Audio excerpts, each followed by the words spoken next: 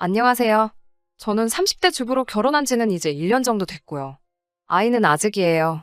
아이를 빨리 갖고 싶었는데 남편이 경제적으로 안정이 되면 갖자고 해서 아직이네요. 요즘 뉴스를 보고 있으면 부부 사이에 어떻게 저렇게까지 할 수 있을 법한 사건 사고들이 참 많이 나오더라고요. 저는 그 이야기의 주인공이 제가 될 줄은 꿈에도 몰랐습니다. 저는 직원 숫자가 6명 정도인 작은 무역회사에 다니고 있어요. 벌써 거기서 근무한 지도 4년이 넘어가네요. 공무원 시험을 준비하다 뒤늦게 시작한 사회생활이지만 부지런한 성격 덕분에 잘 적응해서 하고 있어요. 지금의 남편과는 사회생활을 막 시작했을 무렵 직장인 독서동호회에서 만났어요. 독서동호회라곤 하지만 토론을 하거나 하는 건 아니었고요. 종이로 된 책을 좋아하는 사람들이 만나서 가볍게 커피도 마시고 책도 서로 빌려 읽는 정도의 모임이었어요. 10명 남짓의 동호회에서 남편은 회비를 관리하는 사람이었어요. 돈 관리가 깔끔하고 투명했고 거기에 성실하기까지 한 남편을 저를 포함한 모든 회원들은 신뢰하게 되었어요. 하지만 모임 시작 후 2년이 지나고 절반 가까운 사람들이 먼 곳으로 이사를 가거나 이직을 하게 되면서 모임도 결국 해체되고 말았습니다. 당시 저와 남편은 그나마 20분 거리의 직장에서 각자 근무하고 있었기 때문에 계속 연락을 주고 받았고요. 그렇게 자연스럽게 연인으로 발전했네요. 제가 그동안 봐온 남편은 매사알뜰하고 꼼꼼한 사람이었기에 저는 그를 이상적인 남편감으로 생각했어요.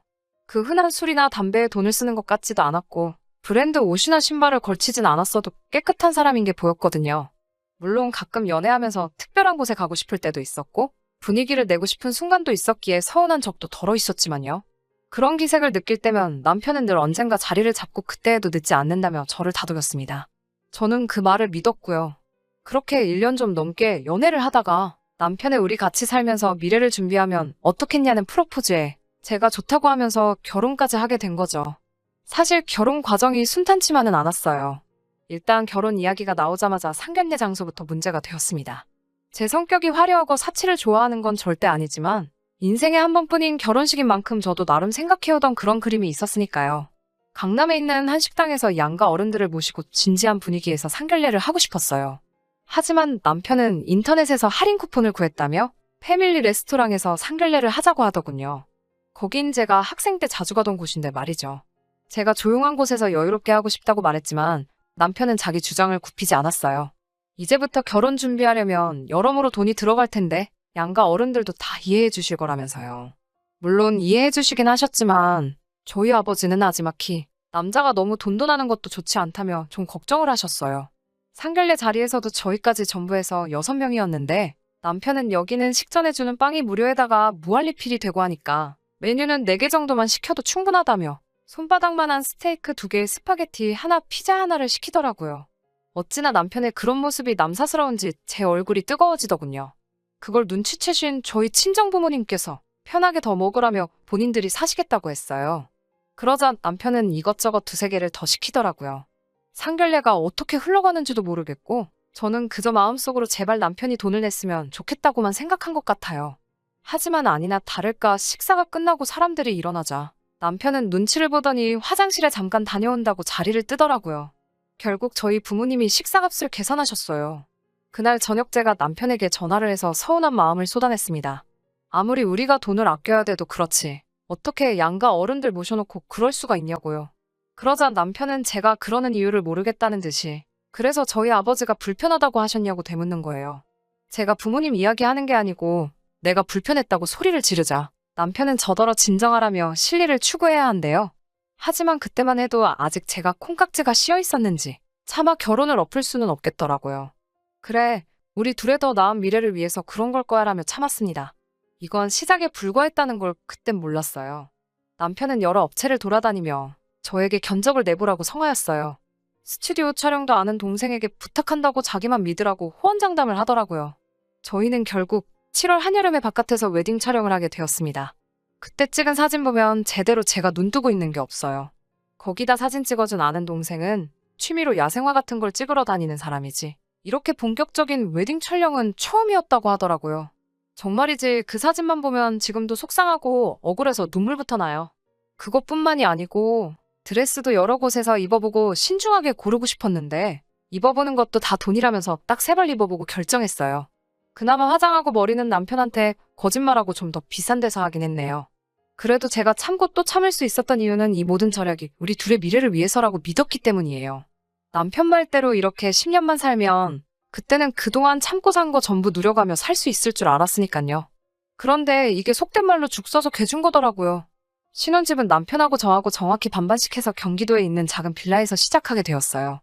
같이 살기 시작하니 남편의 절약 정신은 정말 제가 예상한 것보다 더 심각했어요. 일단 안 쓰는 코드는 하나라도 꽂혀 있으면 안 되더라고요. 심지어 TV도 안 볼 때마다 빼놔야 되고요.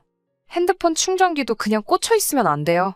화를 내거나 그러는 건 아니지만 들으란 듯이 한숨을 푹푹 쉬며 그걸 다 뽑고 다니니 너무 신경이 쓰이고 짜증이 나더라고요. 그리고 장을 보러 가면 계란 한 줄만 사더라도 최소한 3군데 마트는 가요. 다 가격 비교하고 다니느라고요. 제가 맨날 기름값이 더 든다고 해도 귀등으로도 안 들어요. 저희는 일주일에 5만 원으로 예산을 잡고 장을 보고 있어요.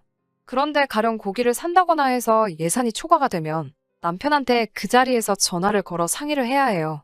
이런 이야기를 처음에는 친정 어머니께 몇 번 했는데 어머니가 저보다 더 스트레스 받아 하셔서 요즘에는 어디 이야기할 곳도 없어요. 그냥 저 혼자 삭히고 살았어요. 그리고 올 겨울 정말 춥잖아요. 그런데 수도꼭지를 딱 미지근한 물 나오는 곳까지만 돌아가게 고정을 해놔서 따뜻한 물을 제대로 못 써요. 샤워도 10분으로 시간을 정해놓고 10분이 넘어가면 계속 화장실 밖에서 1분 넘었다, 2분 넘었다 시간을 재면서 눈치를 주더라고요. 이런 결혼 생활이 지속이 되니까 정신병에 걸릴 것 같더라고요. 그래도 또 한편으론 스스로 무서울 만큼 제가 적응을 해가고 있었죠. 그러다 얼마 전 친정집에 누수 문제가 있어서 저희 부모님이 며칠간 저희 집에 오신 적이 있어요. 제가 남편한테 어른들 감기라도 드시면 고생하시니까 빨리 수도꼭지 풀어놓으라고 난리를 쳐서 부모님이 따뜻한 물로 샤워는 하실 수 있었어요. 그런데 생각지도 못한 데서 정말 충격적인 장면을 목격하고 말았습니다. 영하 13도였던 밤이었어요. 저희 집은 베란다가 없는 빌라라서 우풍이 있거든요. 그래서 제가 남편에게 부모님 따뜻하게 주무시게 해드리라고 신신당부를 했죠. 저는 그날 야근이었거든요. 그런데 집에 와보니 이 미친 인간이 저희 부모님에게 침낭을 드렸더라고요. 지는 오리털 이불을 덮고 처자고 있고요. 제가 어이가 없어서 남편을 흔들어 깨웠어요. 남편이 덮고 있던 이불을 뺏어서 저희 부모님을 덮어드리니 두 분이 잠에서 깨시더라고요. 제가 너무 창피하고 죄송해서 눈물을 흘렸어요. 그러자 저희 부모님은 웃는 얼굴로 강서방이 많이 쪼잔하고만 일하며 씁쓸한 미소를 보이시더라고요. 저는 부모님이 들으실까봐 남편에게 크게 소리도 못 지르고 바로 인근에 호텔을 예약해 두 분을 그리 모셨어요. 부모님이 호텔로 가신 뒤 저는 처음으로 남편에게 악을 쓰며 달라들었습니다. 내가 시부모님께 그래도 상관없냐고 그러자 아니 손님용 이불이 따로 있지도 않고 어쩔 수 없어서 그런 건데 왜 그렇게 난리냐며 오히려 화를 내더군요. 저더러 침낭이 얼마나 유용한 물건인지 아냐면서요. 폭풍 같던 주말이 지나고 남편이 출근한 날 저는 남편 몰래 회사에 병가를 내고 집에 남았습니다.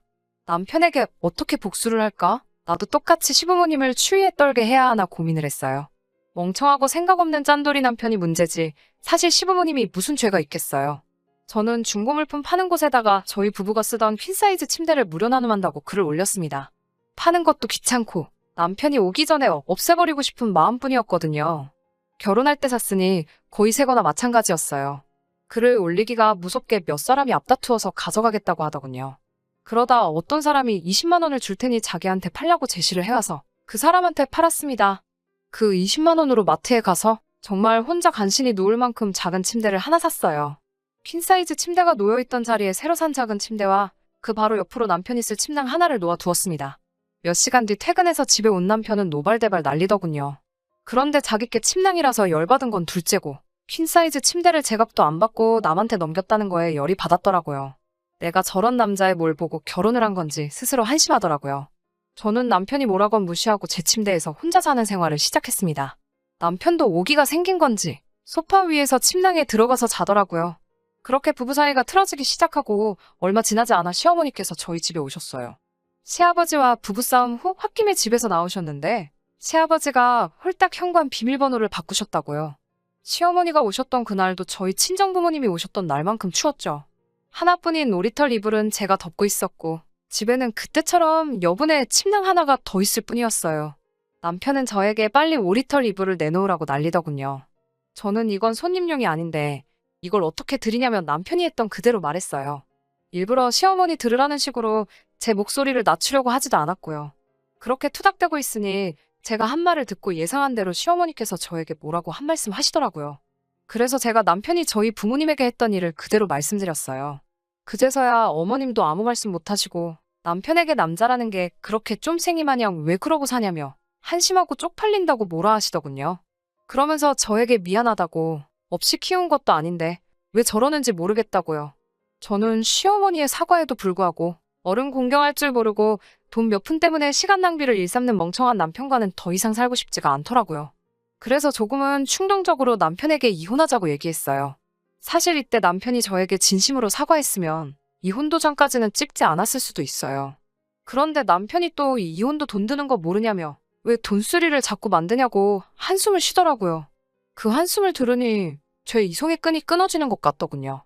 그 다음날 이혼 전문 변호사를 만나 물으니 이런 것도 이혼 사유가 될 수 있고 남편의 귀책 사유가 될 수 있다고 하더라고요.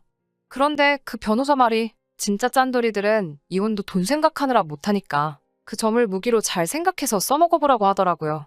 그래서 남편과 이혼하기 전에 일단 재산적 가치가 있는 건 조금씩 정리를 하려고요. 정말 개거품 물 때까지 집안 물건 하나씩 헐값에 정리하려고 합니다. 들어주셔서 감사합니다.